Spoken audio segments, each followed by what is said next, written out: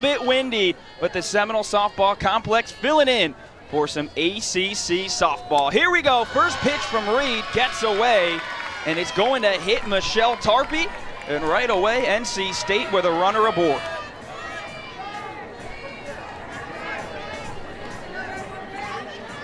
Take a look at the lineup for the Wolfpack. You just saw leading off Michelle Tarpey, a home run last night for NC State. Taylor Ensley coming up to bat now. Hannah Church and Peyton Bordeaux, the front four for NC State, have been swinging well this season. Next pitch from Reed. Upstairs to Ensley. The senior Taylor Ensley, 1 for 3 last night in game one. That one from McKenna Reed. Ball 2, as we'll take a look at the scouting report for the junior. McKenna Reed coming in with a good velocity. The left side, of course, definitely does the job. She's going to work a lot of rise ball type of pitches, trying to mix speeds, paint corners here. The key for her today is just going to be locating that rise ball. We're back with some velo there from McKenna Reed, her first strike of the afternoon. 2-1 the count.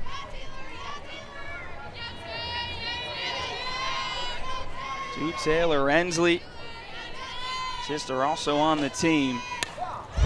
Foul back into the netting. 2-2 now the count. Ensley extended her hit streak last night to 8 games. She's been a staple at the top of the lineup this season for NC State.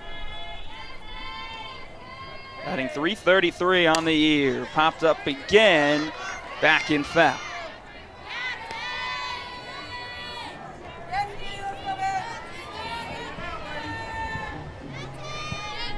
It was a great weekend in the Wolfpack Series win over Boston College.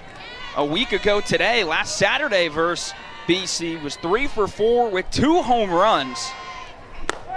And a swing and a miss there, though. McKenna Reed trying to find her stuff early, her first strikeout of the game. And the thing about McKenna Reed is she can throw the rise ball at different planes. That one up and well out of the zone, but earlier in the at-bat, she's able to paint it on the upper quadrant of the strike zone. So again, her effectiveness, her control out of the hand is going to be crucial this afternoon, and trying to expand the zone as much as she can. First pitch right by Hannah Church, batting third tonight for the Pack. 14 home runs on the season. That's the best right at the top, tied for first in the ACC there in OPS. Reed finds the zone again. Trying to work that rise ball. 0-2, Church behind.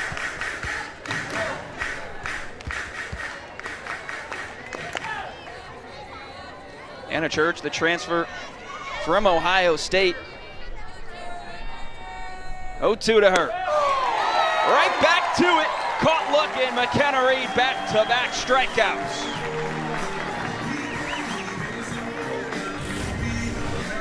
McKenna Reed 3 times in a row just pumping gas up there. I love that pitch. Up and outside, the rise ball super effective.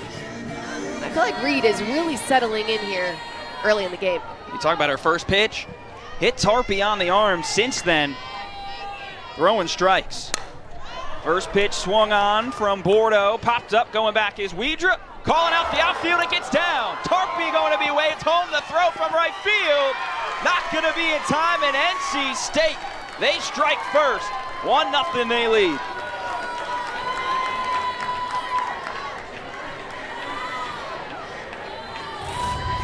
That ball, which you would think would be a routine out. Annabelle Widra going to break back on the ball, and just, I don't know if it's the sun that maybe gets in her eyes or just kind of loses track of it, but just going to fall right in there behind her. But good aggressive base running on the base path too for Michelle Tarpey. Interesting play. One I'm sure Florida State would want back. The big break for the Wolfpack.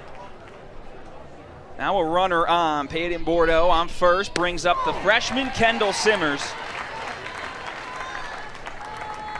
Got a hit last night in game 1, 1 for 3. Out of Bridgewater, Virginia. Batting .326 this year. Extended her own hit streak as well to 6 games.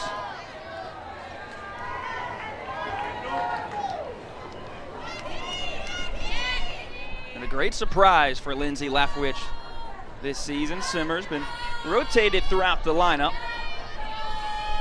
This 5 hole's really been her spot for most of the season. Popped up into foul territory. Bueno makes the grab. 3 outs now for the Noles, but NC State able to get one. Seminole bats. She knew it. She knew. Speed all throughout this Seminoles lineup.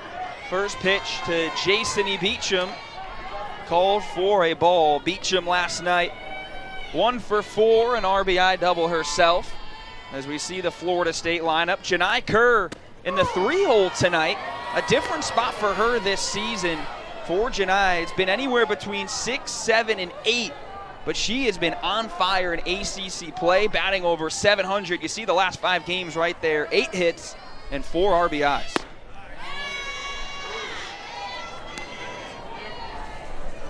Beecham ahead, 2-1.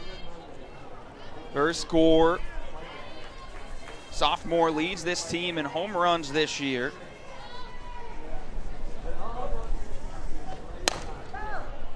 Rolled over, foul. Ties the count up, 2-2. To Jason E. Beecham. Wen Gore, here's the scouting report. And Wen Gore, yesterday, again, we talked about her coming in and having a couple of strikeouts, but the thing that she does best is she leans into that drop ball. So she's going to have a drop and change up mix. She's going to trust her defense, try to feed him behind her. Watch out.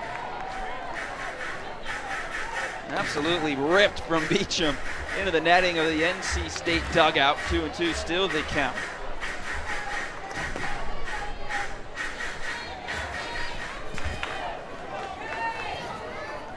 Tallahassee native, you see her numbers. Fantastic from the sophomore. Gore delivers at 2-2. Downstairs fills the count. Seminoles got after it last night in the first inning. Versus NC State, they struck first, scoring 3 runs in the bottom of the first inning. This time differently, the Wolfpack.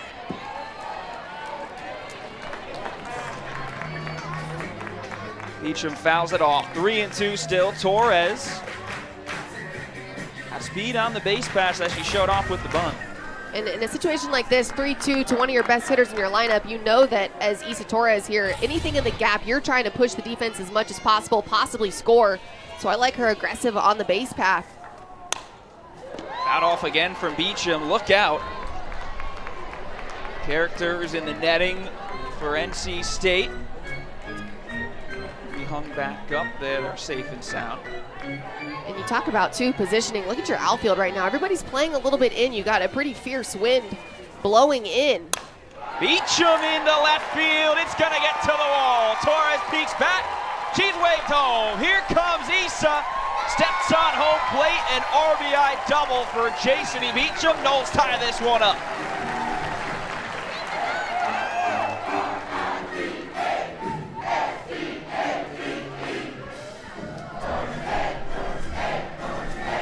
Extra base hits continue for the Noles. And this is manifestation at its finest. You got an outfield that's shaded in, and then Jason E. Beecham gonna hit it to the big part of the park there over the left fielder's head. And right off the bat, Issa Torres knows that she's scoring.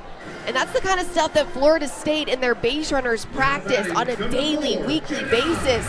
Just taking care of the small stuff, really timely hitting for Beecham, and great base running for Issa Torres. Torres scores all the way from first. You mentioned it, Alex, taking off on that 3-2 count. Florida State, 5 of their 6 runs last night were scored off of extra base hits. They continue that early here. Kerr, first pitch swinging, trying to track it down. Will go foul into the NC State bullpen.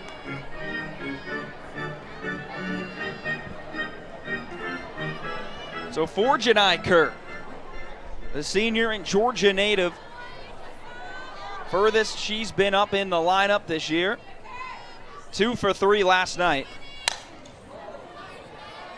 Fouls off the next pitch. Now behind 0-2. But she's shown it off in her career as a Seminole, and right now in conference play, really on a tear. Lonnie Alameda seeing that, moving her up into the 3-hole, trying to continue.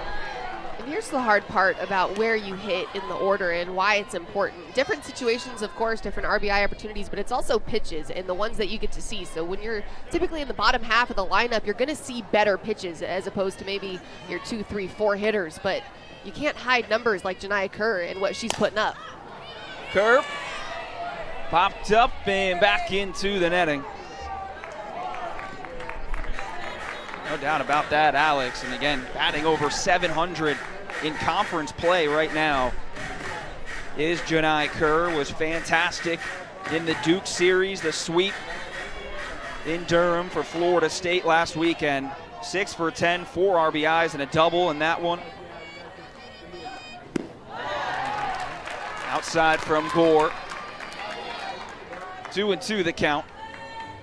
When I talk about you can't hide numbers and people like Janiyah Kerr and the numbers that she's putting up, it's because it doesn't matter where she's hitting in the order. She's still the threat. People are still going to see her because what she's doing is so good.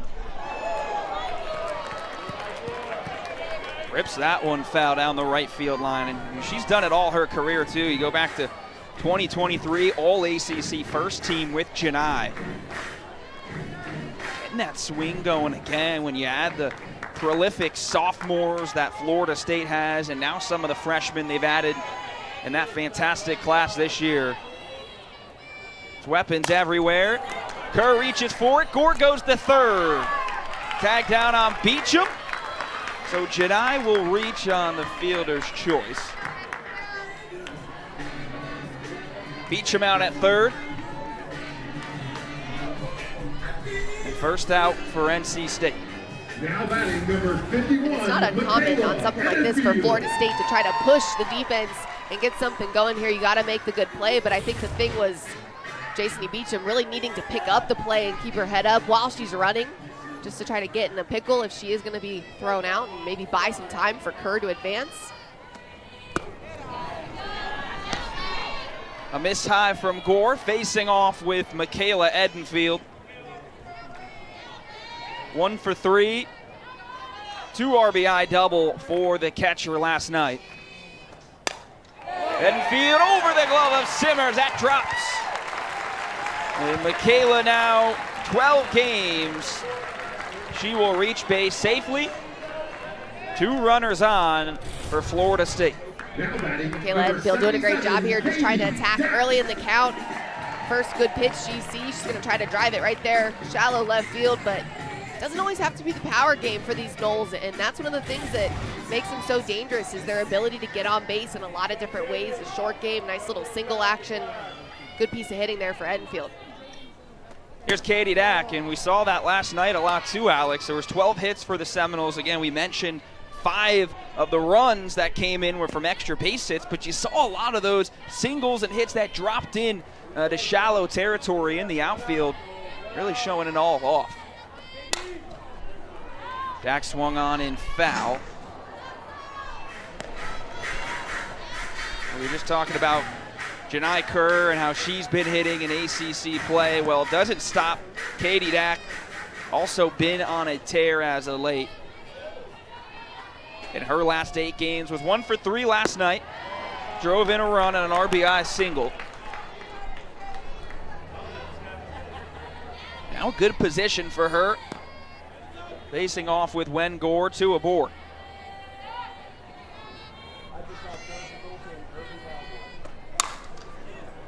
Dack fouls it off again, 2-2 for the count.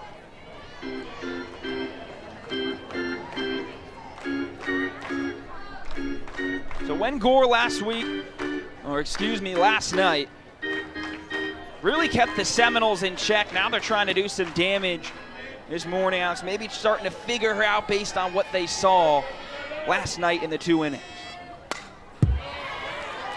Out again. And what Win Gore is doing so well is the drop ball. The ones that are being hit hard somewhere, those ones are left up. But that pitch right there, that's a great two-strike pitch, and one that Katie Dack knows she's got to fight off and battle with. It's definitely coming in as a strike, but not one you can really do damage with. Chopped over and off the glove of Gore. It's going to roll into right field. Coming around is Janai Kerr. Edenfield into third base. Dack, some heads-up base running, chugs her way to second. Florida State, they retake the lead. 2-1 here in the bottom of the first.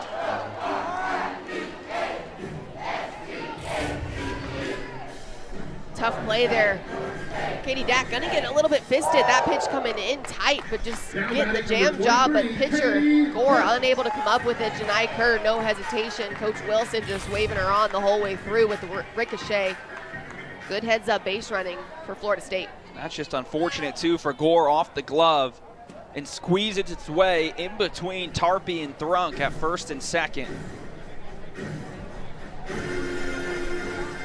Now we'll see Paige Cassidy, assistant coach for the Wolfpack, focuses on this pitching staff, will come out and talk to her junior pitcher.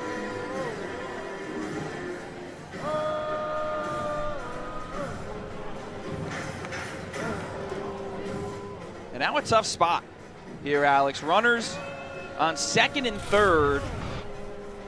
And you see what's going on here. Again, Florida State just pushing the defense, but this is where experience is huge. You got Hannah Goodwin, your third baseman for NC State, just doesn't even pick up the fact that Katie Dack is also getting an extra 60 feet in scoring position there. So again, the experience, the maturity, the talk on the field is crucial, but Florida State just capitalizing on some opportunities.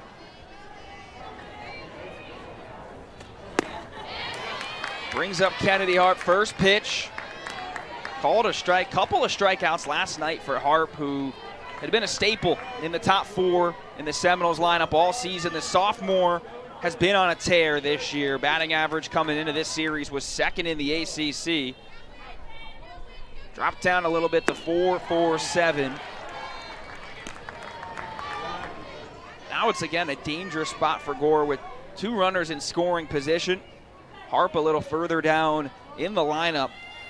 But as she has shown all season, very capable of doing some damage. A roller in the dirt from Gore. You know you're having an insane year when you have commentators talking about your average dropping to just shy of 450. Yeah. Putting up stupid numbers. Really good stuff for Kennedy Harp right now.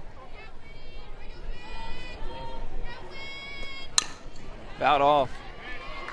Yeah, it's funny when you put it into the perspective with just what Harp has done this year. Like, oh, just dropped to 447. Right. In the top 10 in not just the nation, but of course in the conference as well, in so many different hitting statistics, is Kennedy Harp. Gore right there, though, rings her up. Caught looking. Big pitch from Wen Gore. 2 outs here in the bottom of the first, trying to limit any more damage. And Win Gore with the great pitch there, a little drop ball action on the lower half of the plate on the outside corner there, just freezing Harp. Man, get behind in the count, 2 strikes, you gotta just try to see the ball deep. Danley over to first base, Tarpey, a little bit of a bobble, but able to step on the bag in the third out of this inning. Florida out.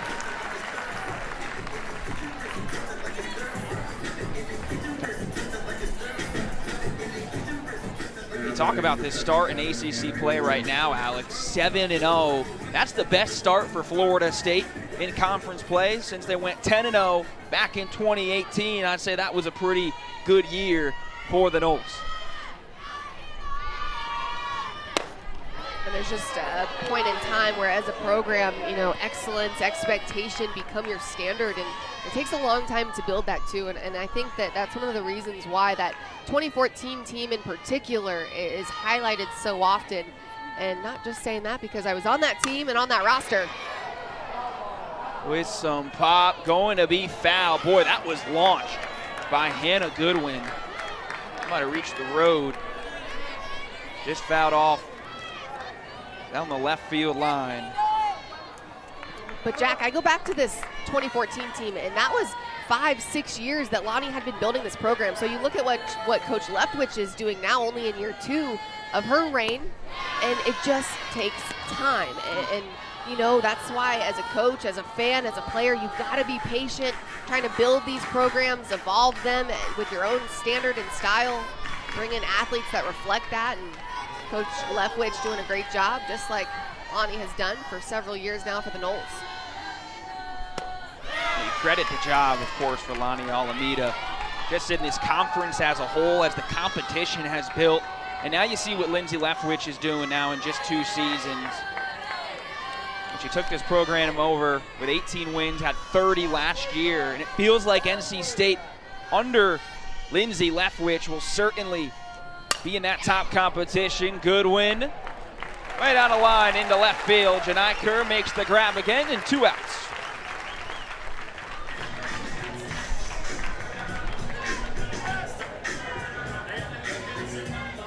What's the famous saying, Jack? Rome wasn't built in a day, and just trying to give it time, trying to keep going, keep pushing. Days get hard, seasons feel long, but just got to ride the roller coaster.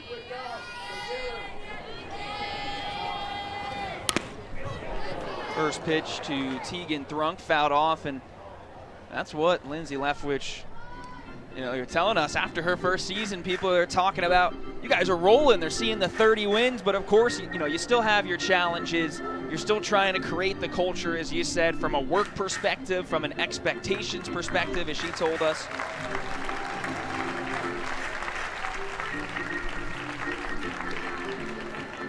Two outs here in the top of the second for the Virginia Tech transfer, Tegan Thrunk.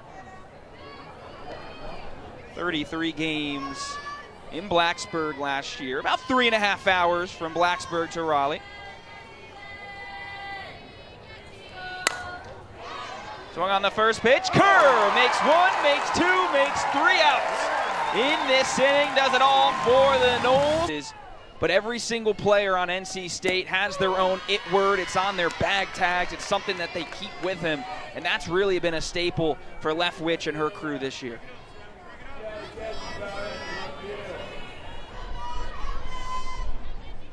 Wengor in the circle, facing off with Angeli Bueno leading off for the Noles this inning.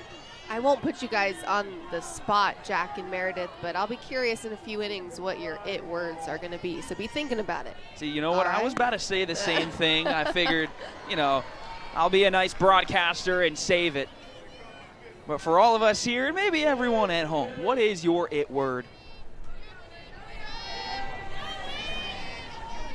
Sophomore Angeli Bueno rips this one into right field and falls. Bueno, the sophomore, on a little bit of a hitting streak herself, was 1 for 1 last night, does it again in game 2. Now a 5-game hit streak for Angeli.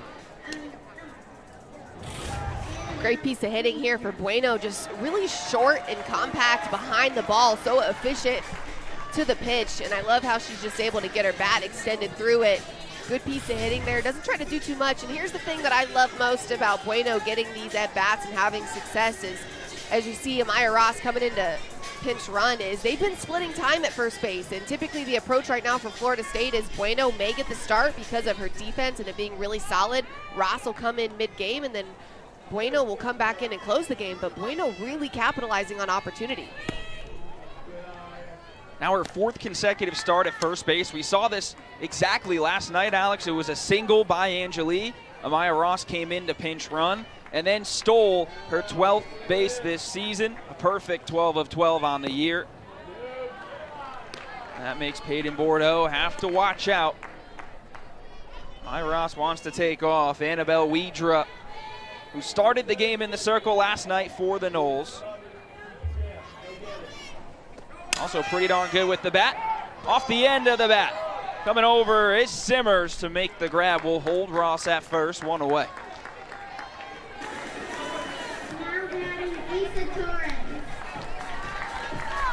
And back to the top of the Seminoles order, Isa Torres with a runner aboard.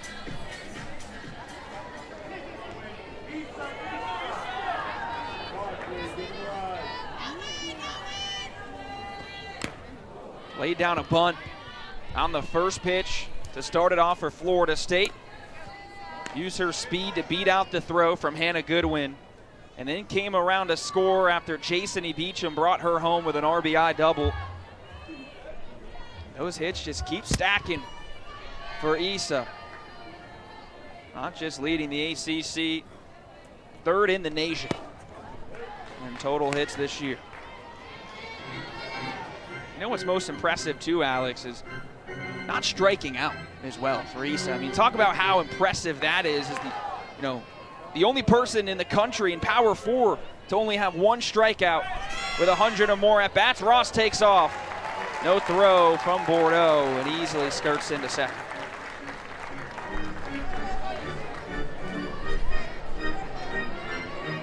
We talk about the limited strikeouts, and that's just such a testament to her hand-eye coordination, her ability to hit early in counts there. You see 58 hits. Super impressive. One strikeout. I mean, come on. Crazy. Even last year she only had 12, right? But just unbelievable, and 128 at-bats. Only one. You talk about just stupid numbers and just completely making adjustments. Doing so again in her sophomore season, so also just such a light on the ability to kind of replicate success, and obviously had a stellar freshman year last season, and then coming back again, doing it so far in year 2 here. That's really hard to do. A lot of maturity out there from Torres. Talk about her just, as you mentioned in the open, Alex, in the leadoff position. Now 25 straight games, she's been the leadoff. I don't think that's going to change anytime soon for the Noles as she draws a walk in a full count. And we'll trot down to first. Just so darn good at the top of the lineup for Florida State. You always feel like with Issa, she's going to find her way aboard. Some way or some fashion. But now there's speed on the base pass. Torres came all the way around from first to score off of a Beecham double. And now Jason's got 2 aboard. First pitch from Gore just outside the zone, ball 1. To Jason Beecham. Came into this one batting .381. Right to the hot corner. Goodwin with a great play. Steps on third. And the throw across is in time. Hannah Goodwin gonna lead 2 Florida State runners stranded. And NC State will head to the third. They still with Ashton in the circle.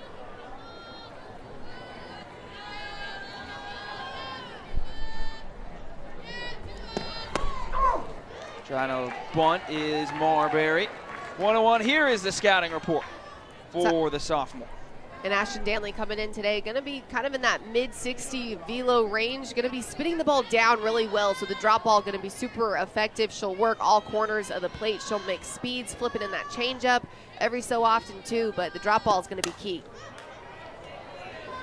It's a pitcher that can really work all 4 quadrants. Talk about the pairing too, Alex, when you get someone like Reed that's coming in with that high heat.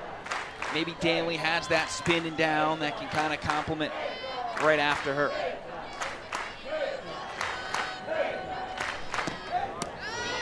So we talk about kind of complimenting it and setting these hitters up. So just completely different looks. You got Reed that's going to go rise ball, a lot of velocity, living in the upper 60s there. But then you got Danley coming in, so just going to be different. Still on the left side, so that's going to stay pretty consistent, but just down and change. Really challenging them to let the ball get deeper, trying to see the ball up as opposed to see the ball down. First batter she faces gets Marbury chasing. 1 strikeout for Danley. Showing it off here in the top of the third. And Danley just changing planes here, gonna work drop, and then change and drop again, then gonna go back with something up in the zone. Great utilization there of different looks, working the ball at different heights.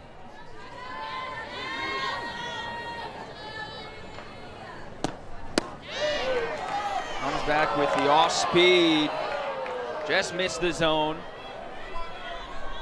Facing off with Michelle Tarpey back to the top of the order for NC State. First pitch she saw from McKenna Reed to start this game. Got hit on the elbow and then came around to score. Swings by that one. Some heat from Ashton Danley, who's really been pitching great as of late. Her last 30 innings, she's allowed just 4 earned runs and a 3-0 record for the sophomore. Tarpe just popped up. Easy play for Isa Torres, 2 away. Now batting number 44. Talk about the compliment as well.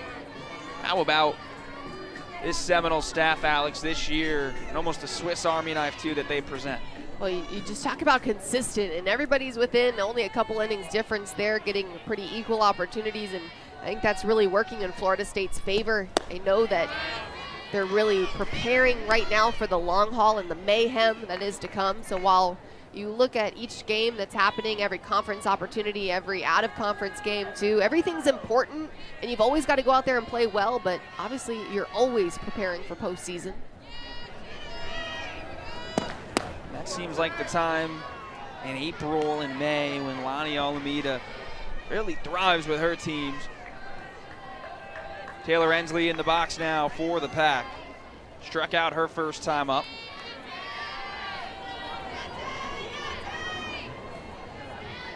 Ensley really been a spark for her team time and time again this year. In the left field, shows it off again. It gets by Kerr. Ensley rounds first. And standing up into second, Taylor Ensley with a 2-out double.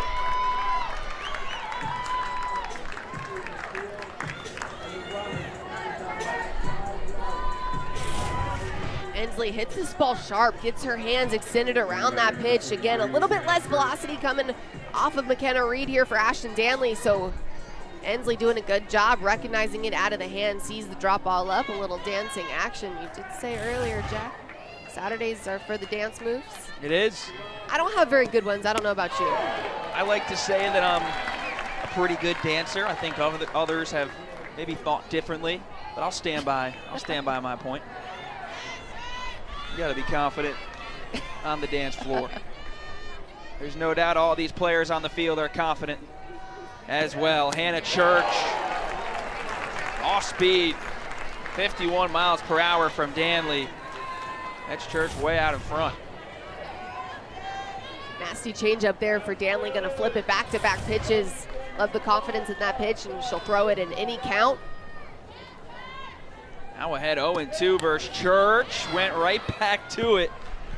Credit Hannah Church, though, just doing enough to get the bat on it to stay alive. And why not? If you're Danley, you can flip that changeup in there in the lower 50s. That one coming in at just 50 miles an hour, and then throw a nice sharp drop ball in coming in at 65, 66 on the hands. Tough combination. 0-2 again to Church. Swing and a miss. Ashton Danley with a runner in scoring position. They'll leave her stranded. Church trots back to the dugout. No, kidding me? A little bit more sun in our booth up here too. Janai Kerr. A 1-1 count was a fielder's choice on a roller right back to Gore. Lays down the bunt. Coming in is Goodwin. No throw for Janai. And she will reach safely. Boy, has she been feeling it as of late with more on the hot bat of Janai Kerr. Let's send it back over to Meredith. Yeah, Jack, Coach Alameda is so impressed with the way Janai Kerr has been able to put together scrappy at-bats here in ACC play. She's setting the example for her teammates that even as a senior, you can have energy and you can put together a strong AB without being perfect. Thank you, Meredith. I think she said it right there, Alex. The word scrappy. I think we've seen that all weekend from Janai already. Yeah, you just got to be gritty and keep fighting. And I like that point, too, about it doesn't have to be perfect. Something my dad always used to say was, don't let perfect get in the way of good enough. Could be two. Stepping on the bag. They'll get one. The throw is off plane from Kendall Simmers. So Janai Kerr out sliding into second. Eden Field. She will reach in time at first base. So one down here in the bottom of the third. Now batting number 77. Good play at shortstop for Simmers. Going to just try to take it herself. I think that's a smart move as well, but maybe the slight hesitation there proven to be a little bit of a difference. Edenfield easily getting to first. That's what it looked like. between her and Thrunk. That split second was all the difference. And Dak to left field, no doubt. See ya. Katie Dak continues her hot streak right now. Another home run for number 77 and expands this Florida State lead 4-1 Noles.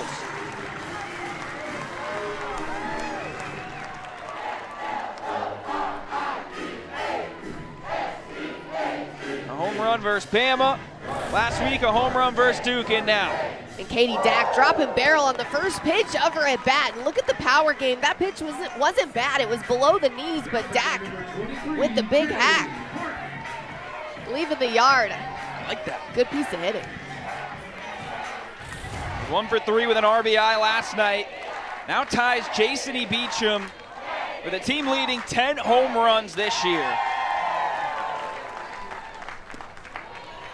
4 of those home runs have come just in the last 7 games alone. Had 11 home runs her freshman year.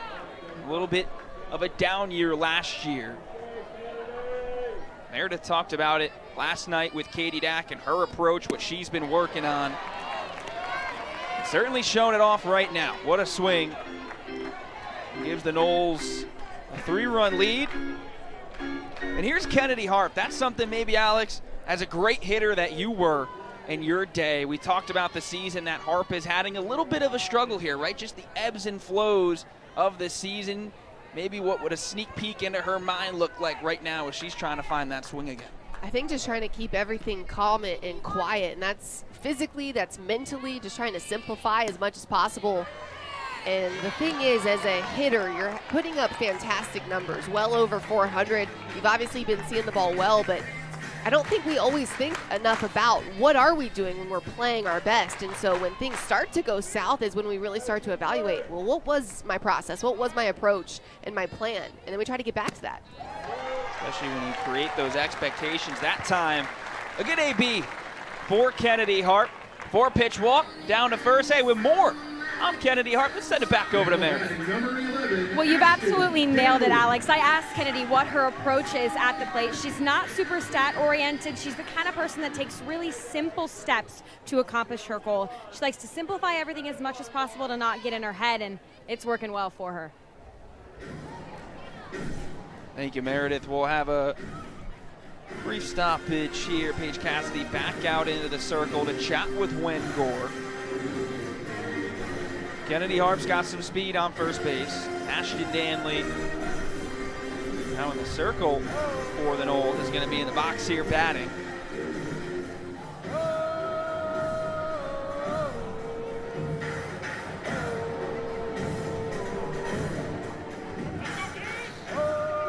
We're trying to keep her team in it again. It's an NC State pitching staff too that's dealing with some injuries as well. So you gotta have these arms last you this whole series. As we talked about before, Gore came in last night for 2 innings and was pulled when she was looking pretty well. Clearly to have her ready for a Game 2 start.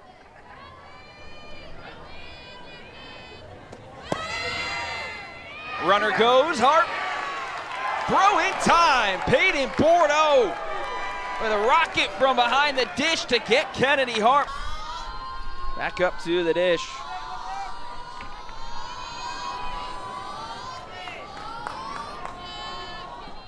Runner on for her, no outs here in the top of the 4th. NC State trying to keep this a game. Off speed again from Ashton Danley. That's really been her pitch that's working right now.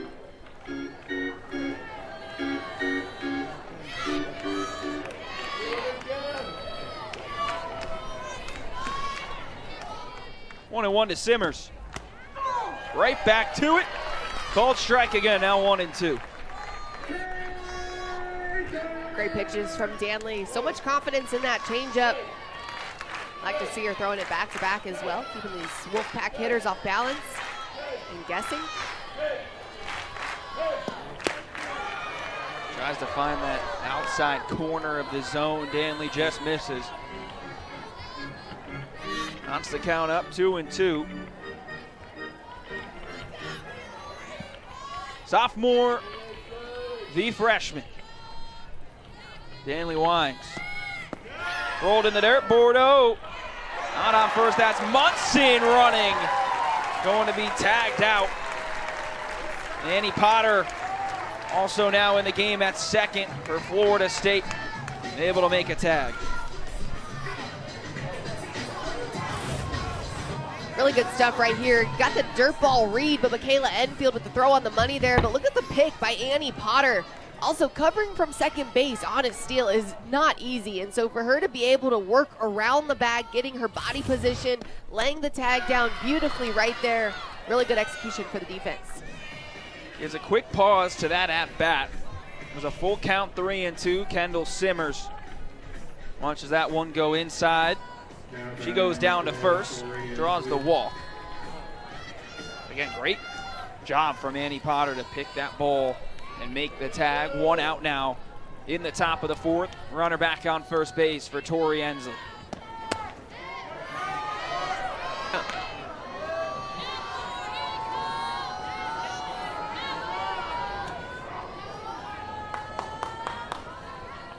Tori Ensley, a fly out and her first at bat.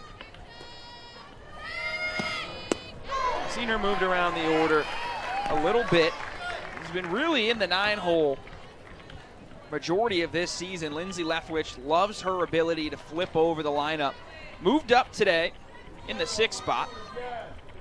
1 for 2 with a double last night.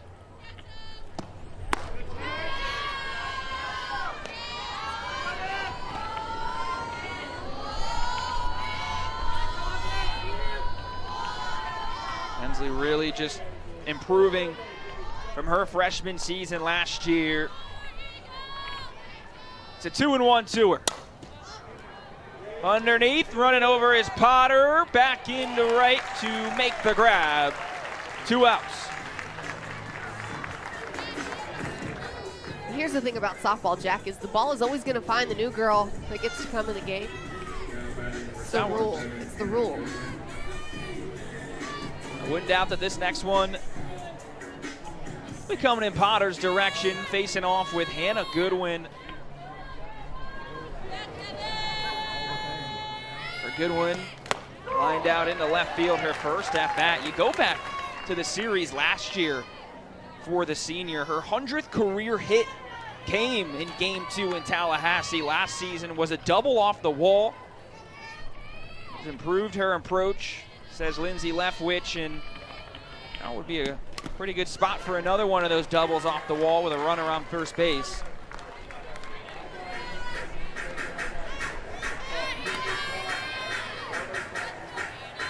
And a staple at third base as well as Goodwin. She started every game for the Pack at third base.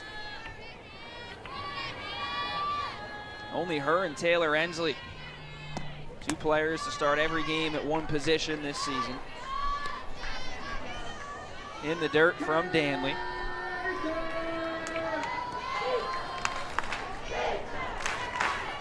One and 2 to Goodwin. Trying to keep this inning alive for NC State. She's able to stay alive in the at-bat. Just got a piece of that pitch from Danley.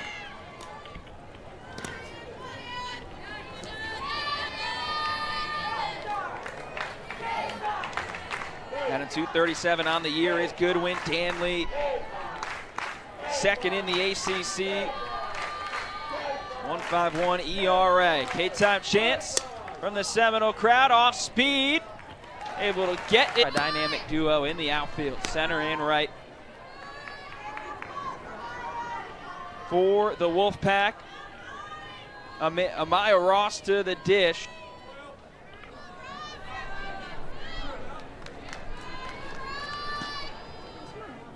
Leading off the bottom of the fourth, and a new pitcher in the circle. Riley Wyman will make another appearance for the Pack. 1 2/3 inning last night. 1 earned run, 2 hits, and a strikeout for the junior. Back to keep it going. But her first batter already behind 3-0 to Amaya Ross.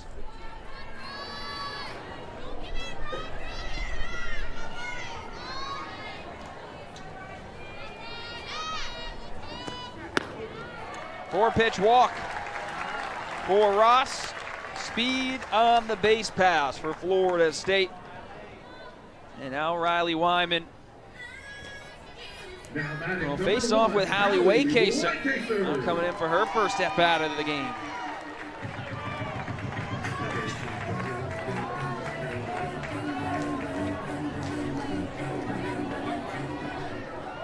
Waycaser 0 for 3 last night. Started the game in right field for the Noles. Didn't start this one. Katie Dack was out there.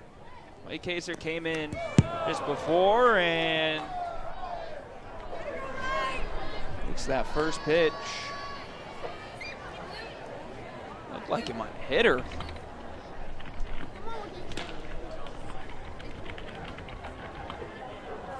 Conversation now between Lindsay Leftwich and home plate umpire Anthony Small.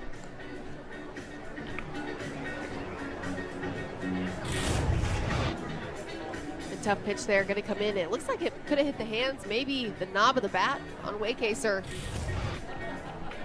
It's called a strike. Must have been the knob of the bat. And I do think there were some questions on substitutions potentially because Waycaser came in to play right field last inning. However, she came in substituted for Widra, not for Katie Dack. Just a lot of movement in the lineup for Florida State. Waycaser fouls that one back. So Annie Potter, of course, before in second base. Ross now batting as well for the Noles. She's on first base. Waycaser behind 0-2. Swings by that one. After a 4-pitch walk to lead off the inning, Riley Wyman responds with a 3-pitch strikeout. Number 3, Isa Torres. Great pitches here for Wyman, going to work up in the zone there, really elevating the ball, challenging Waycaser and how disciplined she can be. Really good stuff. Now the real test. Back at the top of the order, Wyman will face Isa Torres, 3 for 4 last night, triple shy of the cycle. Continued into this game, laid down a bunt. Leading off for the Noles, drew a walk, her last at bat in the second. 2 pitches outside to the sophomore. 2-0 the count.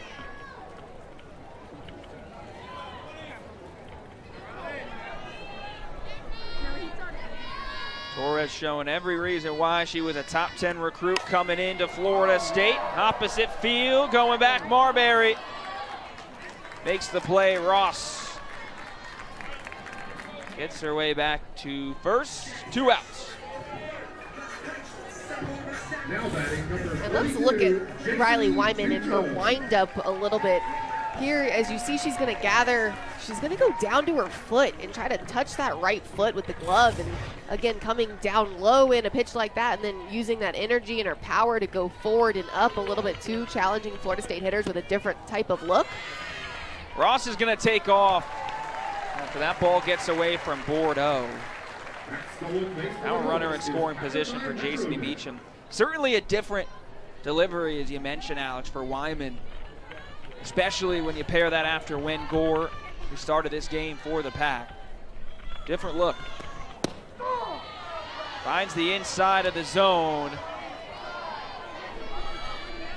For strike one, Beecham, an RBI double, brought Isa Torres home from first base back in the first inning. Rounded out into a double play, and her second at bat.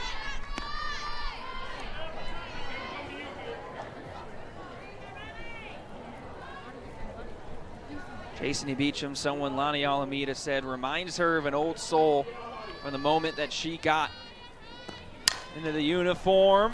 Over to third base, Goodwin, throw across. Get one walk today, but she has been great this year in limiting those free passes and being more in command in the circle. Just more comfortable from your freshman to sophomore season. That's part of figuring it out and just trying to adapt and adjust to the game at this level. The game doesn't change, nothing is new, but it becomes a little bit quicker. So definitely just trying to learn the speed and how to compete at this level. And one walk today. She was coming into this game. Her last 6 appearances, 15 innings pitched, no walks for Ashton.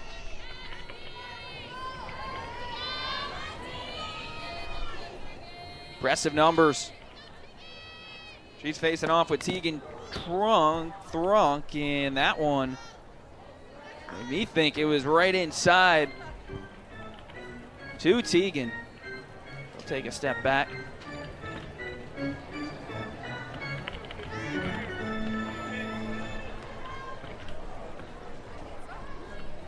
Lefty Danley, that one just got a little bit away coming inside.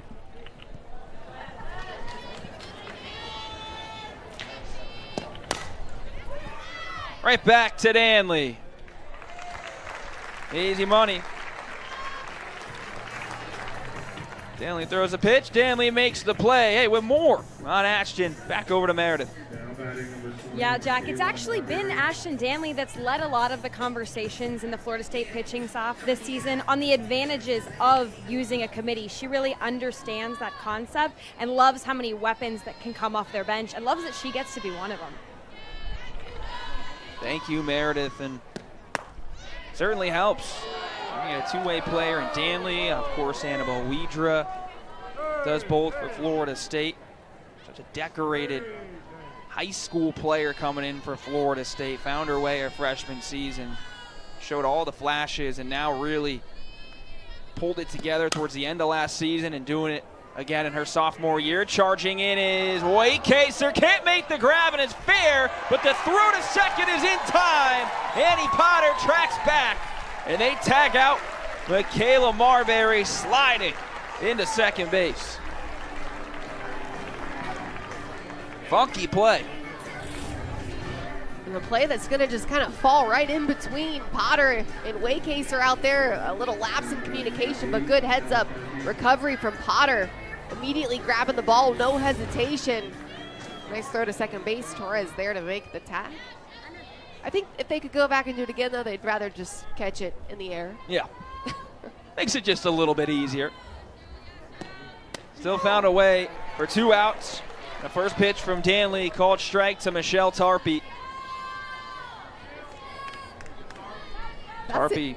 I was going to say, that's the other hard thing, though. You look at these defenses that are kind of adjusting a lot of new people in throughout the game, so you just got to keep the communication up and present because you just never know, right, who's out there. You just got to keep your head on a swivel, pay attention, and make sure that you guys are eyeing each other up, having those kind of conversations. Lisa Torres certainly been a leader in that middle infield behind whoever is in the circle, and of course Michaela Edenfield behind the plate. Connie Alameda's talked about the leadership there for Isa in those in the infield. Of course, Michaela Edenfield as well, a veteran on this team.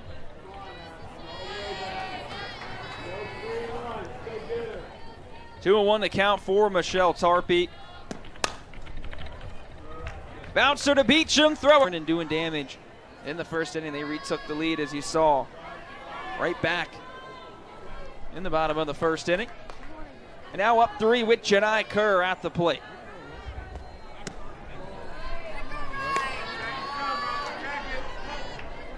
For Janai in this one, fielder's choice. Back in the first, a single, and her last at bat in the third inning.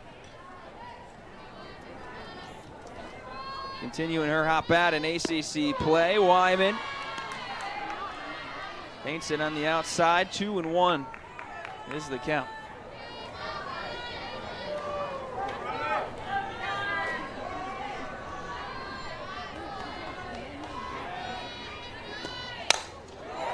Off the end of the bat, right into the glove in left field for Ensley. A little bit of a shift out there now for the Wolfpack.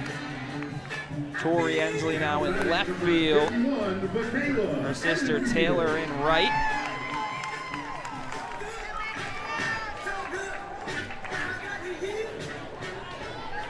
Lee Taylor in right.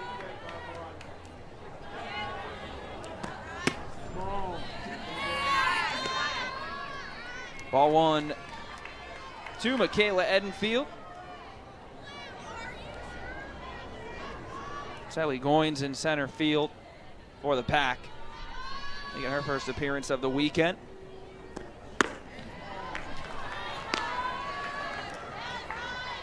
Too high to Edenfield there from Wyman. Michaela ahead 2-0.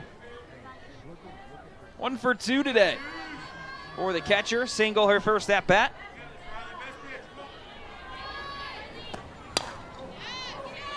Underneath, fouled off on top of the Florida State dugout.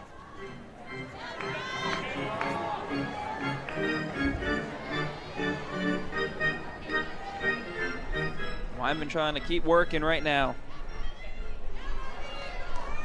Only a couple appearances for her in March. Comes back to it. Looked like a good pitch. Edenfield holds off 3-1.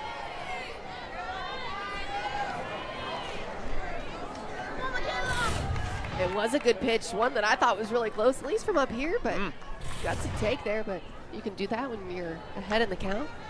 Nothing hurt. And lead the conference in walks, as Michaela Edenfield does. Coming back with some more velo, though. Wyman fills this count up. That previous one, that was close. He probably wants that one back. But now a good duel. Wyman, Edenfield. Payoff pitch coming. Edenfield opposite field, right into the glove. At second, Thrunk makes the play, 2 down. Now batting number 77, Katie Dash. Good efficiency from Riley Wyman out of the circle, attacking the zone and challenging these Florida State hitters. Doesn't have a huge variance in speed coming out of the hand too, so doing just enough to keep the bats at bay. And that makes it sometimes a little bit tougher because even that 7 to 8 mile an hour difference is harder to recognize, whereas if you've got that 14 to 16 mile an hour difference between something hard that you throw and the changeup, you can see it out of the hand a little bit better as a hitter and almost reload. So good stuff from Wyman so far. Trying to go 1-2-3 in this inning. Tough out though at the plate. Katie Dack having herself a day. 3 RBIs, an RBI single, her first at bat. Last time up, a 2-run homer in the 3rd inning. Again, Alex, it's the extra base hits that are bringing home the runs for this Seminoles team. 3 of the 4 runs today off extra base hits.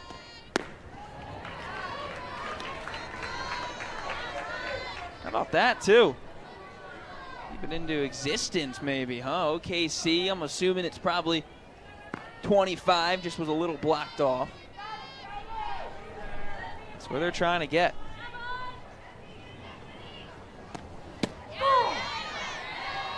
Called strike 1. Just found the inside of the zone to Dack, laid off on a 3-0 count.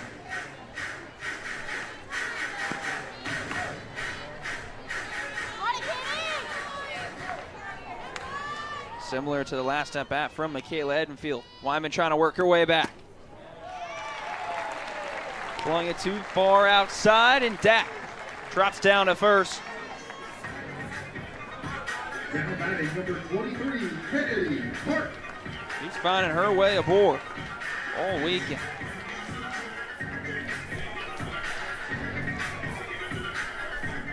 Here's Kennedy Hart. Incredible numbers from the sophomore this year. Struck out looking her first time up. Drew a walk back in the 3rd inning. Starting to find those pitches and dial back in her approach right now.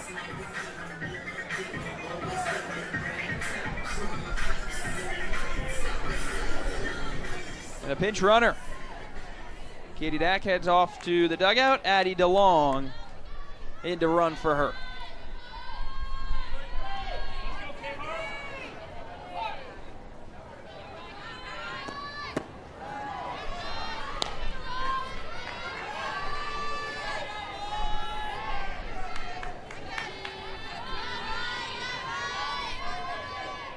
Kennedy Hart. ACC all-freshman team for her a season ago. patient right now. Ahead 2-0. What a dynamic player that she is for Florida State, not just with the bat, with the speed. Of course, in the outfield, she's played left, she's played right, she's played center field. Big arm as well.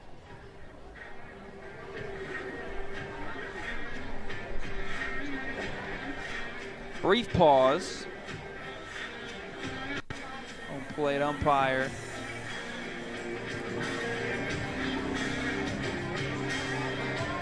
Talking with someone in the NC State dugout. Not sure.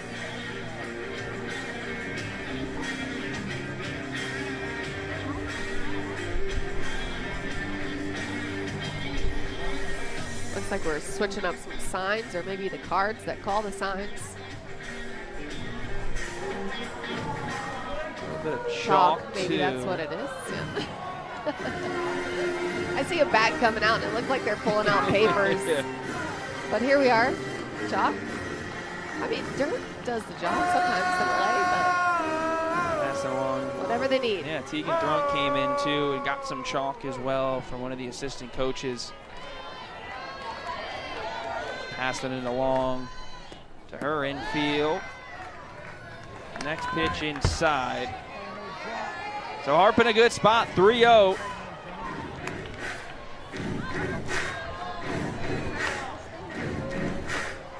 To a dangerous hitter.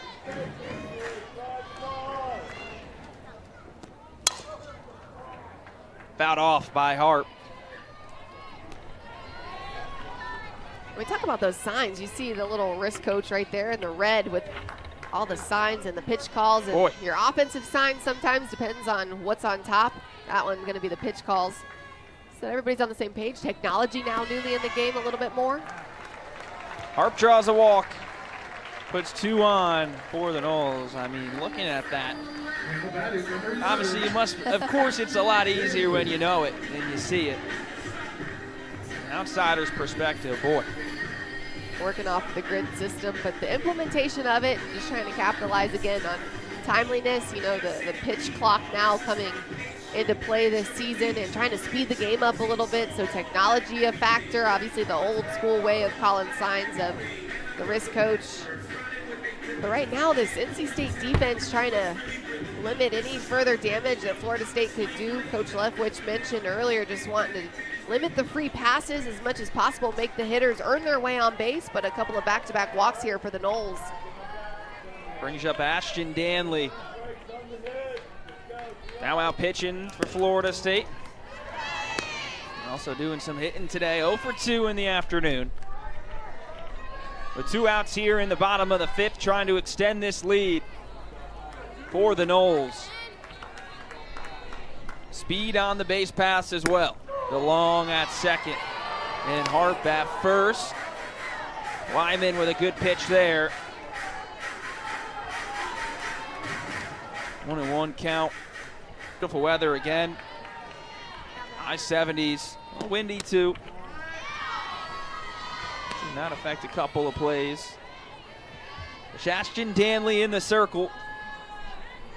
The 8th ranked Seminoles lead 4-1.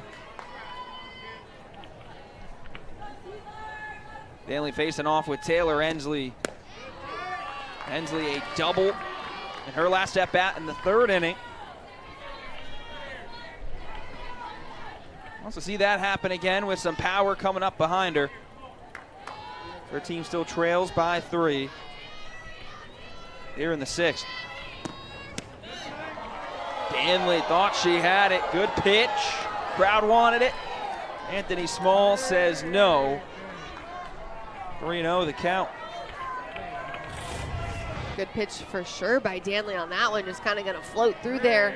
That's the tough part about being on the left side. The ball just never really crossing home plate. Just going to stay away, but great spot. That time, no question. 65 miles an hour right in the zone. 3-1.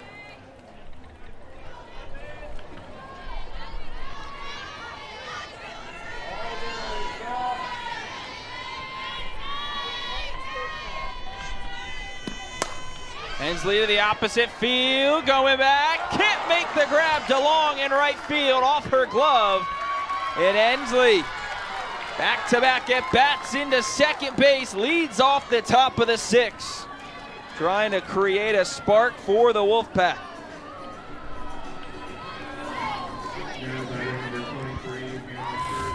Great piece of hitting here for Taylor Ensley. Just going to let this ball get super deep in the zone, and that's how you've got to approach a drop ball pitcher like Danley, but so close.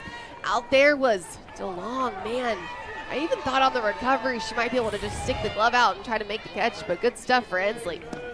Tough play to make. Now brings up Hannah Church. Now, Lindsay Leftwich talked about it with us. Of course, statistically, is Maddie Fry now behind the plate for the Noles. And Taylor Ensley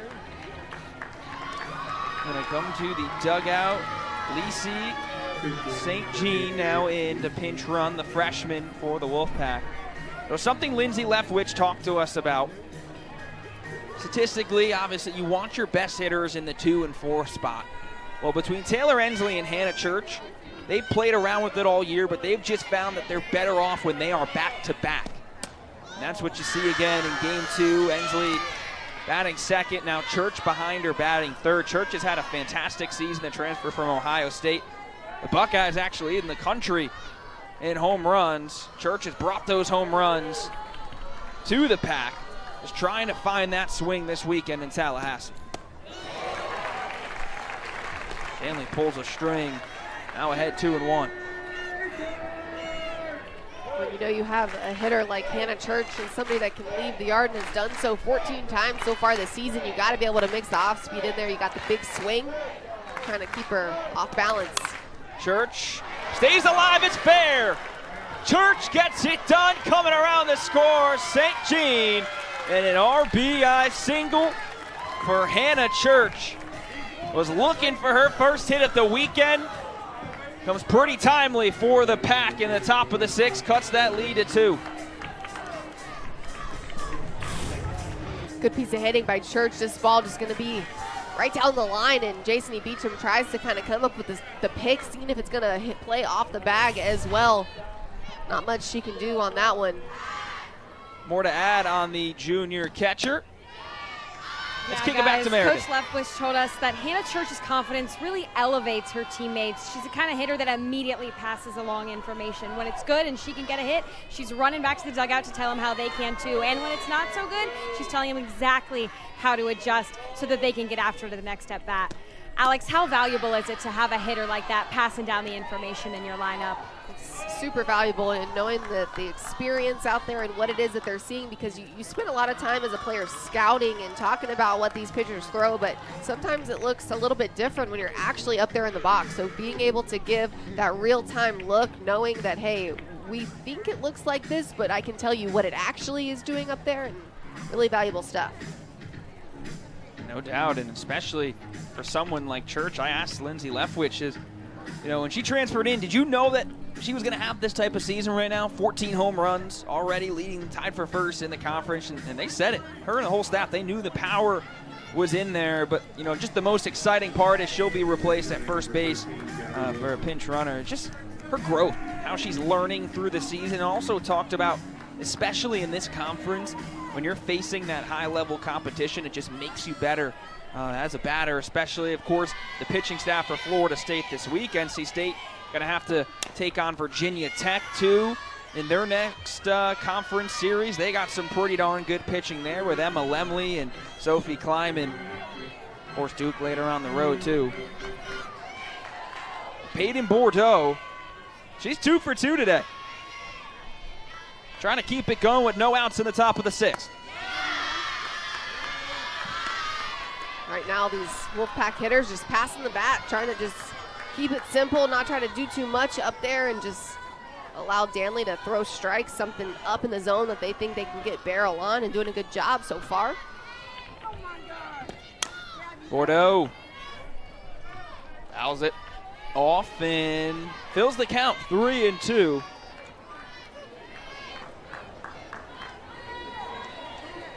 Gabby Wilson pinch running on first base.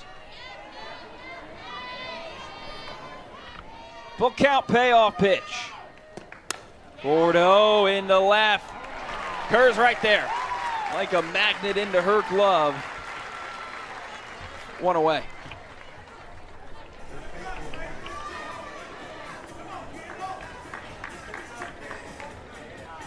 These hitters starting to square up Danley a little bit better too, so you think that, again, if you're Florida State or Lonnie Alameda, you're looking at how well they're getting even their outs, let alone the outcome of hits and things like that, but they're squaring her up, so trying to see how much more off the plate she can work a little bit, how much more we can mix speeds. Throw down a first from Fry. Sliding back is Wilson.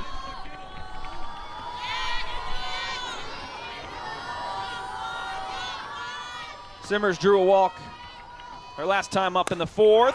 Right up the middle. Over the bag at second. And in safely is Kendall Simmers in NC State. Trying to make something happen in the top of the sixth. 2 aboard, only 1 out.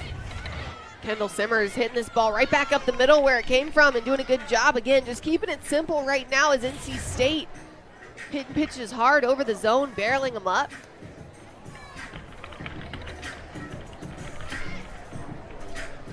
And Lonnie Alameda gonna head into the circle.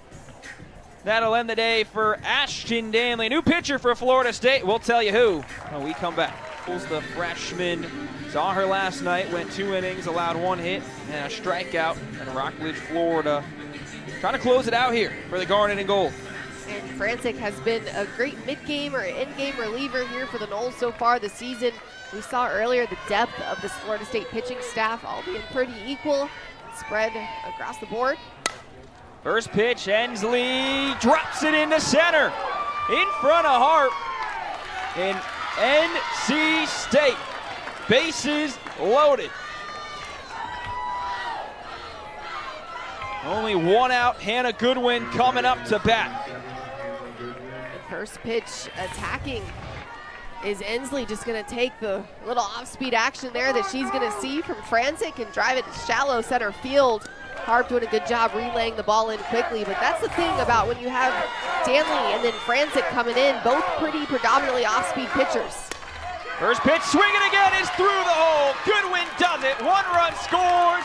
Another coming home. Hannah Goodwin, 2 RBI single, ties this game up in the top of the 6th.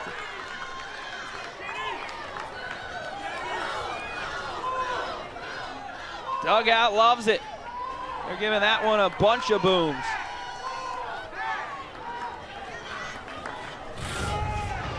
Hannah Goodwin again hitting early in the count, just trying to sit back, wait patiently, knowing that Frantic has the good off-speed stuff. A 2 RBI single. I mean, the timely hitting coming in a big situation right now is the freshman Frantic just trying to figure it out. Big spot for her. It's runners on the corners. The 8-hole hitter, Elena Smith, came in to pinch hit last night, her first at-bat of the season. Swung at the first pitch and went right up the gut for a single. Now the senior out of Woodstock, Georgia. Big spot. Fouls back into the netting. She's quickly behind. 0-2, and when you look at this NC State team this year, Alex, their best inning in terms of the margin too has been the 6th inning. They came in outscoring opponents 28-8 into the 6th inning this year. They're doing it again here in Tallahassee.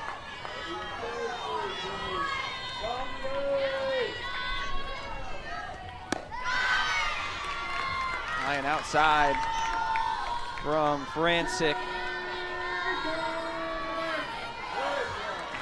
And the momentum right now for these Wolfpack hitters has been contagious. Just that approach of keeping it simple, passing the bat, attacking early in the count, working in their favor. No go from Smith. 2-2 the count. Look, I think Elena Smith may have one of the best pre-game superstitions I've seen. She must eat 3. Yes, 3 Nutrigrain bars. And listen to Love in the Dark. Great song, by the way, by Adele. 2-2 spot. Smith holds off again and fills up the count. Runners on the corners, only one out. Leading run only 60 feet away for the Pack.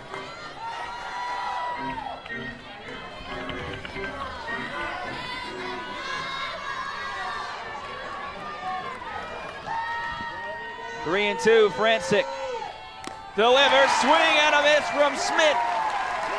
Big one for the freshman.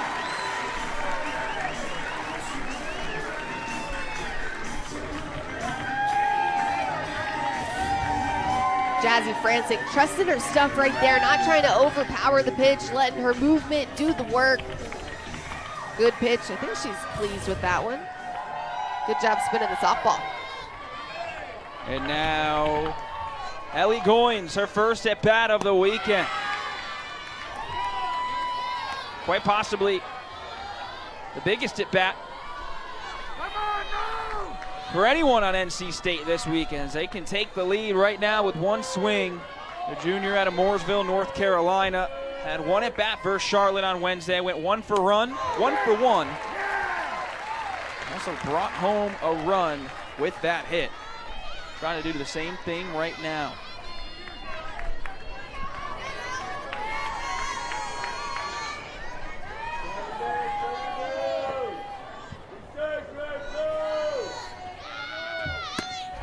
Swing and a miss from Goins right there, behind 1-2.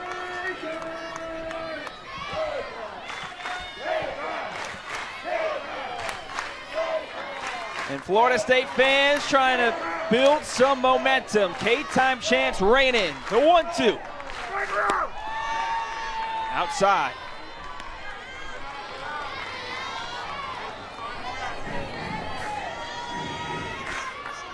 Ellie Goins, the leader on this team.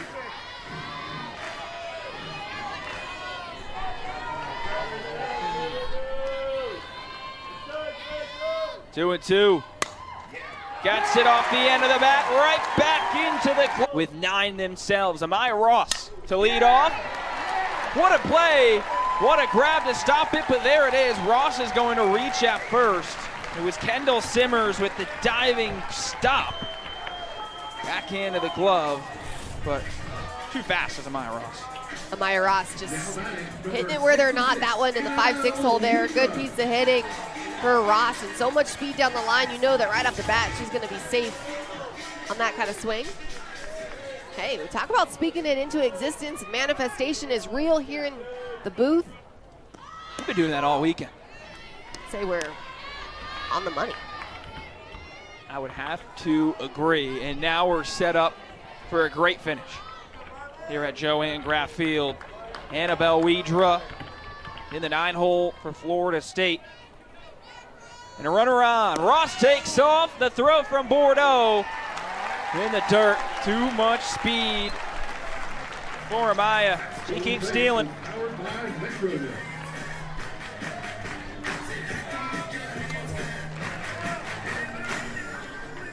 Amaya Ross was coined one of, if not the fastest player to ever come through this Florida State softball program. Trying to utilize that speed. Widra pops up a bunt. Goodwin. Easy play in foul territory. The first out of the inning. And you mentioned the speed from Ross, like Lonnie Alameda saying she's got the closing speed, and then says, you know, there's fast, and then there's smart fast, and that's what Amaya Ross has become, especially not just stealing bases, but running the base pass as well. And she's putting those knocking hits into the gap.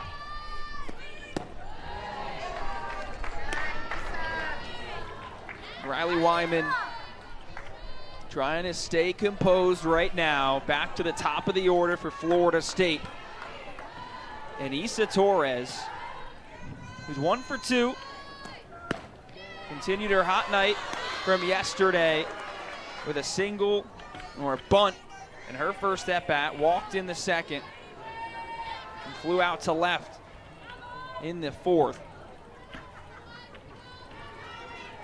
Now a runner in scoring position for the ACC's leader in hits.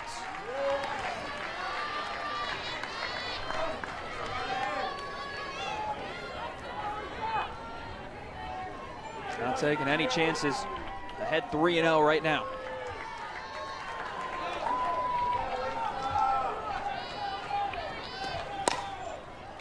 Over to first base. What a grab.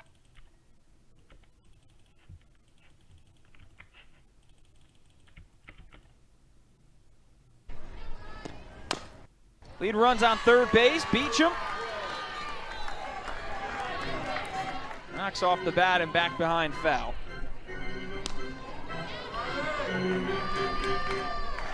What's going through her mind right now? Just trying to take a deep breath, slow it down a little bit. Big situation right now, high pressure moment for the sophomore. Just trying to do a job. Beecham over to third base. Goodwin with some emphasis. Gets it in time. Riley Wyman stays. A big home run last night. Her 4th of the year. And then early on in the first inning this afternoon, came around to score. Now trying to get it going for the Pack. 1-1. Misses from Jazzy.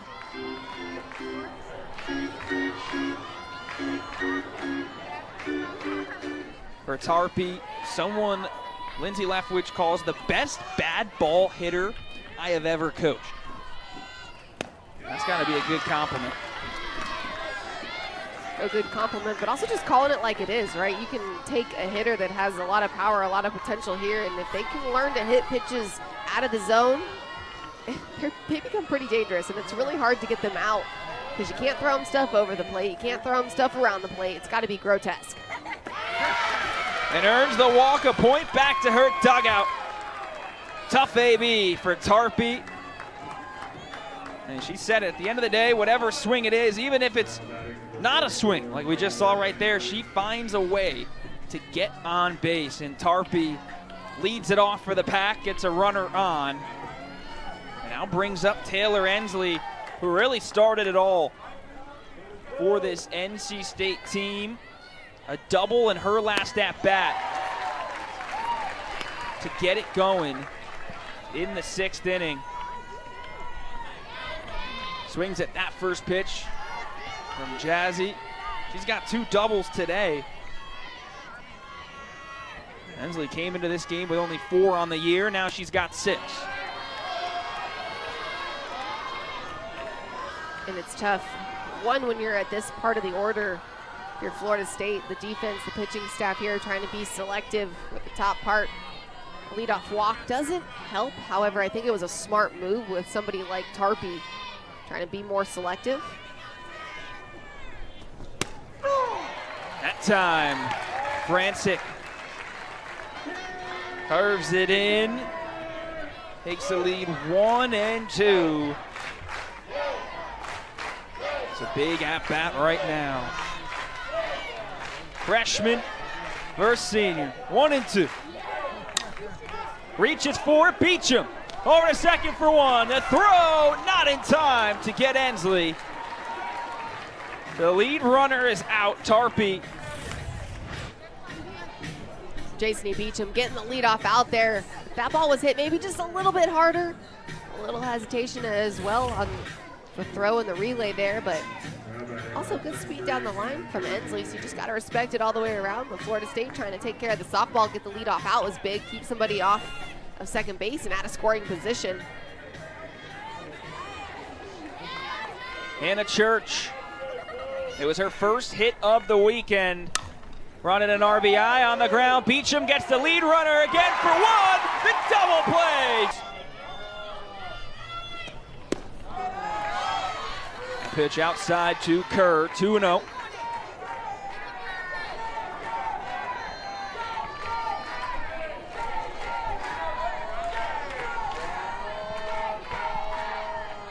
Line out to left field, her last time up. Kerr. Got a piece of it back into the netting.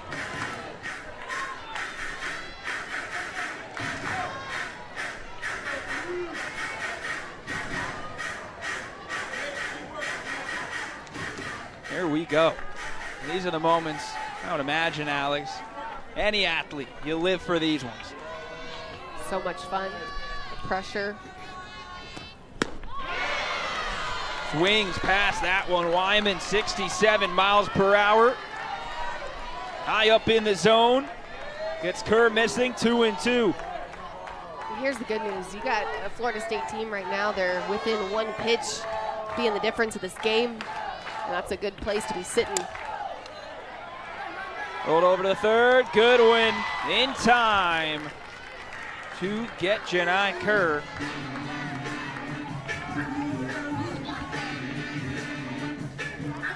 So, Michaela Edenfield started this game for Florida State behind the dish. Maddie Fry came in to replace her, and now Edenfield will re-enter the game in a big spot with one out in the bottom of the seventh.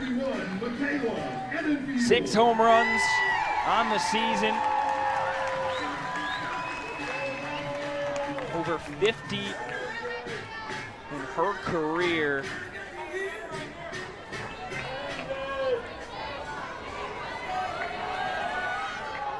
Big spot for her. Wyman's been in control. First pitch just misses. From the junior. Working on that one pitch at a time mentality. Edenfield swings by that one. Right back to it, one that got Janai Kerr in the last at bat, 67 miles per hour again. 1-1 to Michaela.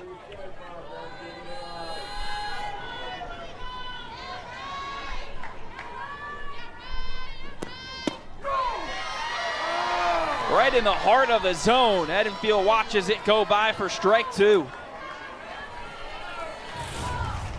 And Wyman painting this pitch right on the inside corner. Tough pitch to hit, especially when you're throwing in the upper 60s there. Getting your barrel out on something is difficult, but Michaela Edenfield trying to see something she can drive. Check down to first. He didn't go. Edenfield able to hold off on that high heat. And Wyman getting in the head a little bit of these hitters, but Edenfield doing a good job holding the bat back, not letting the wrist break. Smart at bat, but also aggressive in the box too. 2-2 to Michaela Edenfield. Loaded up.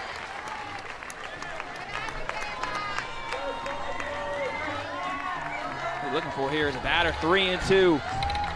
I always use the word staying slow, but that's what I'm trying to do because you know that Wyman can throw something off speed, so you don't want to be surprised by anything. You just got to stay protect. Edenfield in the air to center field, coming over to make a grab is Ensley. 2 away for NC State. Well,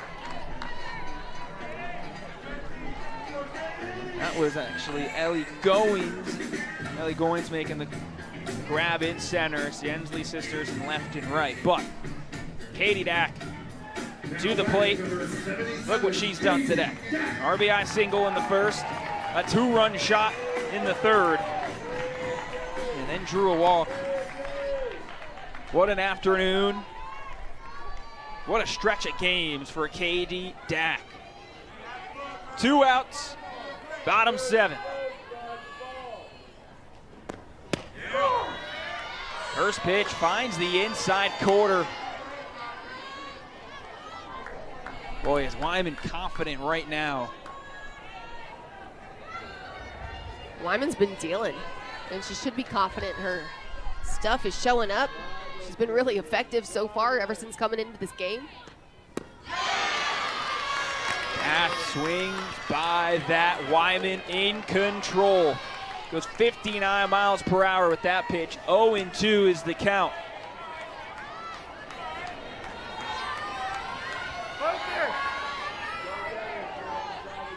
Wyman delivers, swing and a miss. Riley Wyman fired up right now, and ladies and gentlemen, not unfamiliar territory for the Pack. Florida State's had their fair share of late game heroics.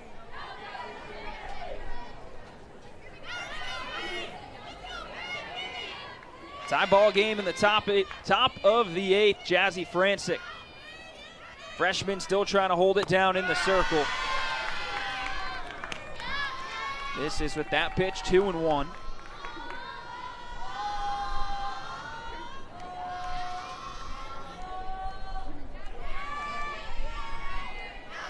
Peyton Bordeaux, 2 hits, 2 singles, and an RBI. Watches that for strike 2. Ties up the count, 2-2.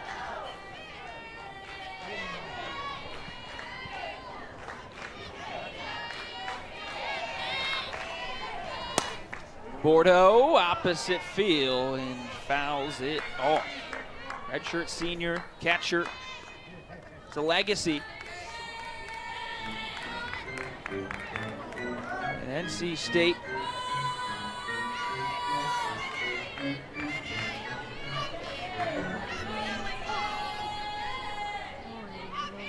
Two and 2 count, will do it again. Fouled back. She's got experience going back to her time at Georgia. College World Series experience. Had a hit against number 5 Oklahoma State. Also home run against Florida in a super regional. A good spot for her in Tallahassee. Top 8, another foul ball. Bordeaux has been on it all game, it feels like, just seeing the ball well, hitting the ball on the nose, even when she's not finding her way on base. So definitely somebody that you got to be careful with in the box. Good experience, good power, seeing the ball well, barreling it up. Again, definitely a threat right now. A quick check on the softball. Looks all right.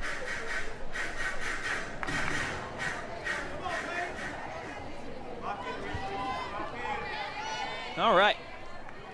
The 8th pitch of this at-bat. Jazzy Francic and Peyton Bordeaux. 2-2. Out again.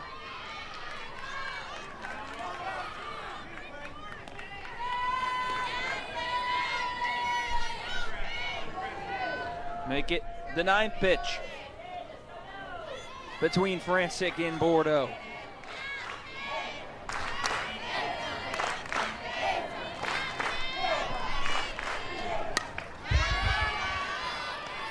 Ten pitches it's going to take. Francic coming back with some off-speed there. But Bordeaux is all over it right now. Good fight from Francic, good fight from Bordeaux, but you see these defensive changes again late in the game. You got Hartley at second base. You got Bueno over at first. Katie Dack back in right field as well. The substitutions having these players come back in. Fouled off again. Trying to get your best defense out there on the field as much as possible, but also got to be mindful of your hitters and trying to keep also the best hitters in the lineup too, because when you start doing substitutions, you start burning players the later in the ball game you get. Of course, definitely becoming an option here. Pitch number 11 if this AB. Francic too far outside, will load up the count.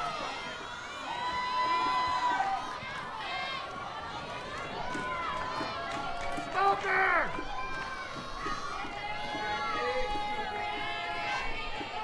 12th pitch, 3-2 count. Francic delivers. Inside, Bordeaux drops down to first, and the leadoff batter aboard for NC State. Now batting number 5, Kendall Simmers.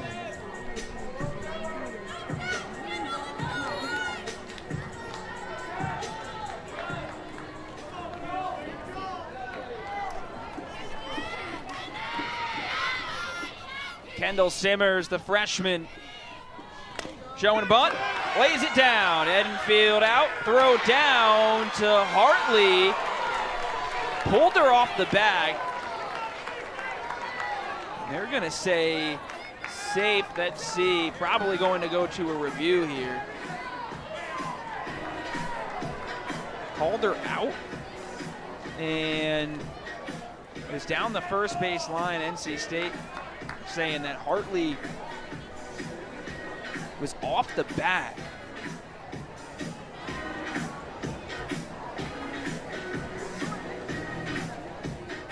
Down there at first base, Grayson Radcliffe, assistant coach for NC State, Anthony Small, tells us we are going to go to review. Radcliffe saying she was safe. Call on the field is out. And let's see if Hartley was able to keep her foot on the bag. You see the sacrifice bunt here, but the throw a little bit rushed right there by Edenfield. Looks like it was obviously going to pull her to that 3-4 location. Umpire saying she kept her foot on the bag, but let's see if we can see if she was able to keep that left foot in contact with the bag as she was making the catch. Well, that one there, she's of course not on the bag, but might have it.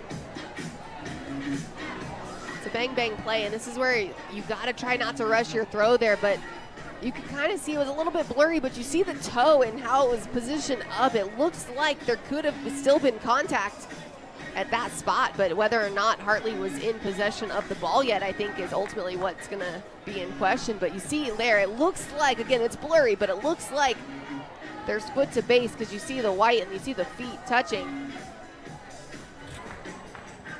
It's close. It looked like she might have been out, but she is safe, says Anthony Small. So not enough, you know, in that one frame that we showed, Bordeaux is off, but again, we'll look at it, we'll see it. Maybe from this angle, it looked like Francic still had the ball in her hand, but it must have just been out enough for them to make the call that Bordeaux did in fact not leave early. And a pitching change for season. 2.22 ERA. Pitched in game 2 versus Duke. Also went 2 innings versus Stetson on earlier this week. Didn't allow a hit. Struck one batter out. Now the lefty Apsell is facing off against Tori Ensley. Got a couple of hits in this series. Her last at bat was a single. Had a double batting in the 9-hole last night. She's got a runner in scoring position. Apsell comes with the heat, 68 miles per hour. Wasting no time right now as the transfer from Hofstra. 0-2. Apsell doing a good job here. Going to be spinning this ball up in the zone a little bit too with the high velocity, kind of similar to that McKenna Reed look. And you got to remember, Jack, this is Tori Ensley that hit the first pitch that she saw out of the hand of Francic in her last at bat. So I think that's a little bit too why we saw the change from Lonnie Alameda and company, just knowing how aggressive Ensley's been in the box. Saw the smile on her face there. Ensley.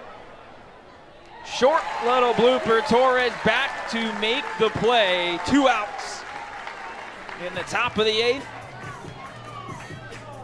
Bordeaux still on second. And great job by Apsell here, working in and up on the hands of Ensley, but Issa Torres with the drop step action out in shallow left field, making the grab. Good range from the shortstop. Well, here's who got it done. In the top of the 6th for NC State, Hannah Goodwin. A 2 RBI single that tied this game up. And now she has a runner in scoring position again. No hits last night, but the biggest hit so far in the series for NC State belongs to her.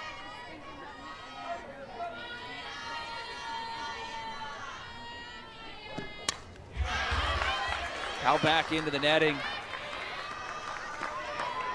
Hannah Goodwin has spent all 4 seasons of her career with the Wolfpack. Through all coaching and staff changes, stuck with Lindsay Leftwich. The big part in this transition, off speed. Hesitation from Goodwin. Apsel feeling it right now, 1 and 2. Smirking with confidence right now is Julia Apsel. K-time chance reigning. Short swing, easy grab. Apsel gets it done. Kennedy Harp, Ashton Danley, Amaya Ross due up for Florida State in the bottom of the 8th. Moments right now, you forget about all those past at-bats this weekend. Turn it around with one swing right now. One swing on the back can change the game. It's the fun part.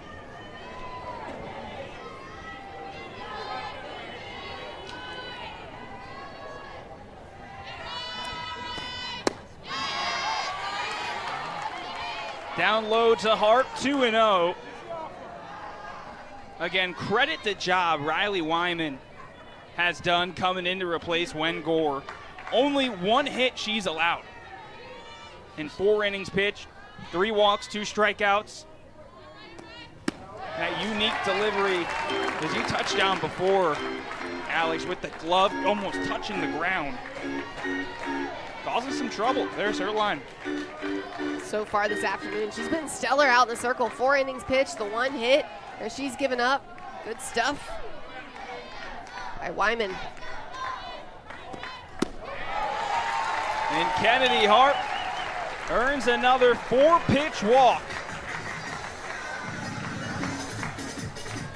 Winning run on base for Florida State.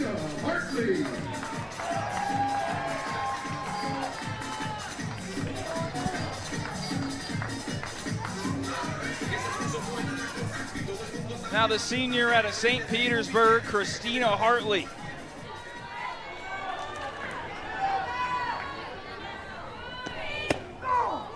First pitch inside and in the zone from Wyman. 286. Hartley is batting on the season.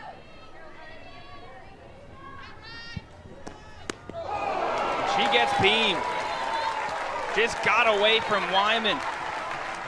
Really haven't seen that in this game at all from Riley. And now 2 runners on. And this pitch just getting away right in the shoulder of Hartley. Gonna be peppered right there. No protection either on that one. It's gotta hurt a little bit.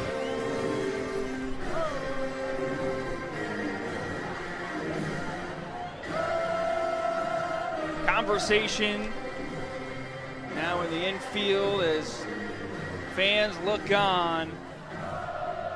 Feeling good. Rally caps for the Noles right now.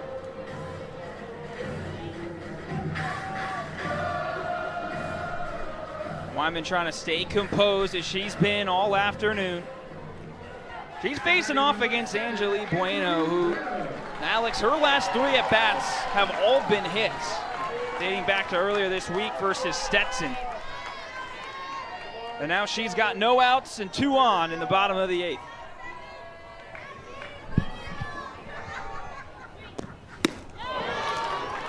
Wyman comes in 66 miles per hour right by Bueno. That's how you answer after the last one got away from you. Bueno started this game at first base and a hit in her first at bat.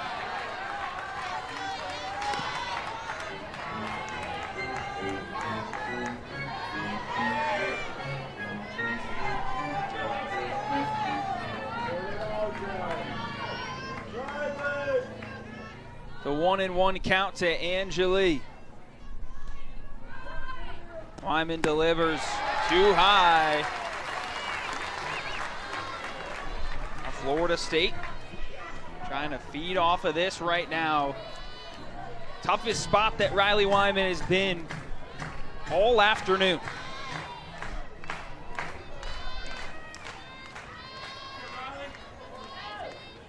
Two and one to Bueno. Just missed the outside part of the zone, and Bueno ahead 3-1.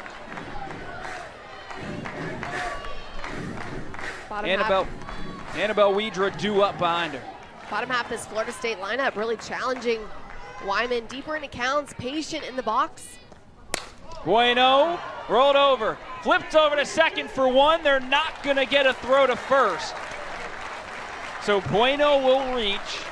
Christina Hartley is tagged out at second.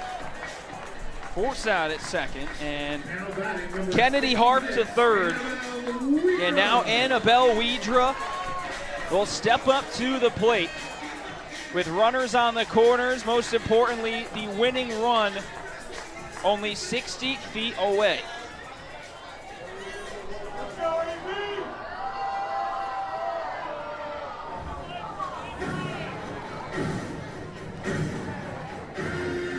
We'll take some time here.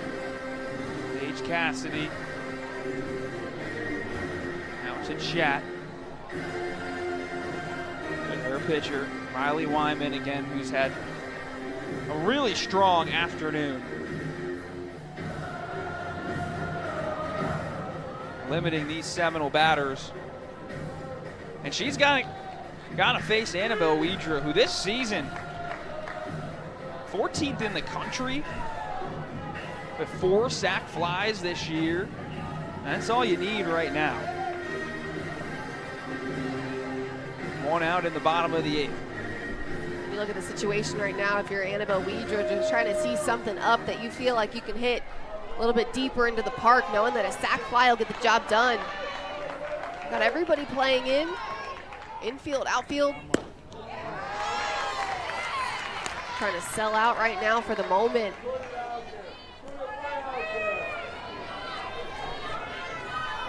And Harp, who's on third base for Florida State right now, moves pretty quick. Down the line, Widra checked on that one, go 2-0. Wyman doesn't want to make it easy right now.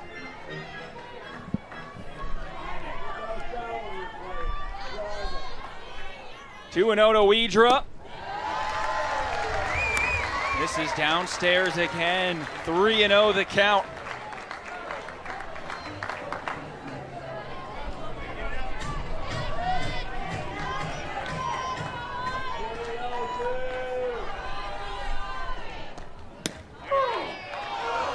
Great pitch from Riley Wyman, just to find that outside edge of the zone.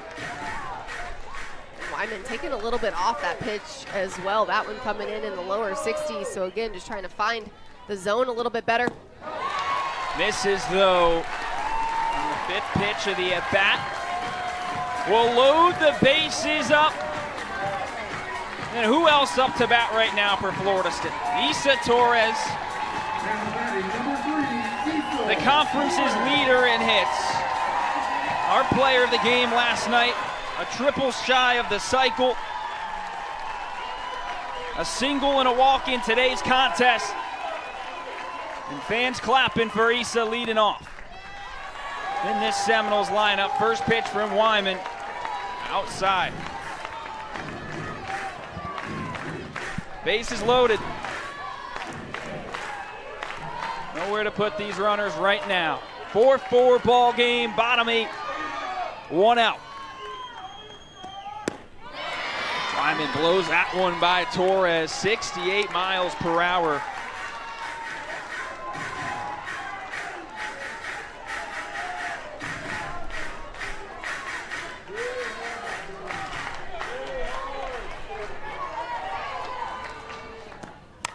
Torres fouls that back into the netting. So Wyman ahead 1-2 again, something we talked about earlier in this game. Torres, the only player in Power 4 with 100 or more at-bats to only strike out once or less. A tough out. The 1-2 to Torres. In the dirt. Bases loaded, 1 out. Sophomore Isa Torres at the plate, and sophomore Jason E. Beecham waits behind her on deck.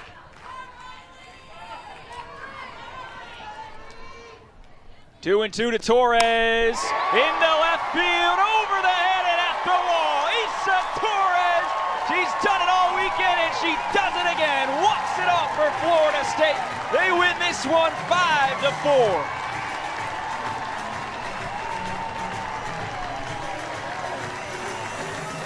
Second, that concludes today's